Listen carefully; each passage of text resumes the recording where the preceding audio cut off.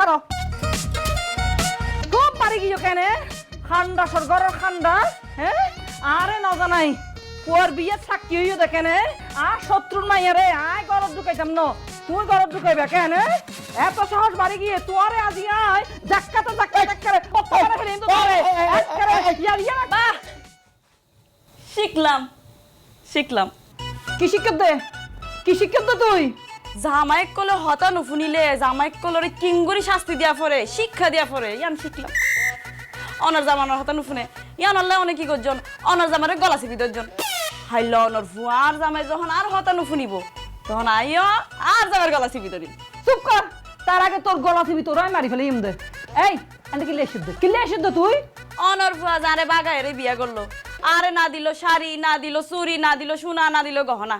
অনে তার শাশুড়ি অনেহন আরে শাড়ি চুরি গহনা সবকিছু দিবা দন না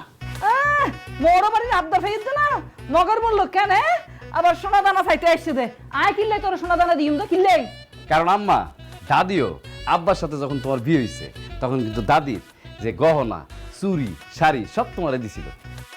আর এখন যেহেতু আমি রেখারে বিয়ে করছি এই চুরি গহনা শাড়ি তুমি শাশুড়ি হিসেবে রেখাকে দিয়ে দাও অসম্ভব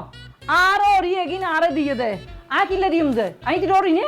অনর শাশুড়ি তো অনরে দিয়ে অনে তো আর শাশুড়ি আরো নদিবার নে দন না আয় তোর কিচ্ছু দিতাম না আয় তো তোর ওরি নো হ্যাঁ হ্যাঁ আম্মা এটা তুমি কি বললা তুমি আমার বউয়ের শাশুড়ি না না তার মানে কি আমি তোমার ছেলে না আব্বা তুমি কি আমার পালক নিয়ে আসছো হ্যাঁ কথা তোর ভালো কোনো কিছুর জন্য তুই তোকে নিজে সন্তান তোর মা 10 মাস 10 দিন পেটে রেখে তারপরে তোরে জন্ম দিচ্ছে হিসাব তো তাহলে ক্লিয়ার আম্মা যেহেতু আমাকে জন্ম দিয়েছে তার মানে আমার বউয়ের শাশুড়ি আমার আম্মাই আম্মা এত তর্কাতর্কি করে কোনো লাভ নাই তোমার গহনাগুলো দিয়ে দাও রেখারে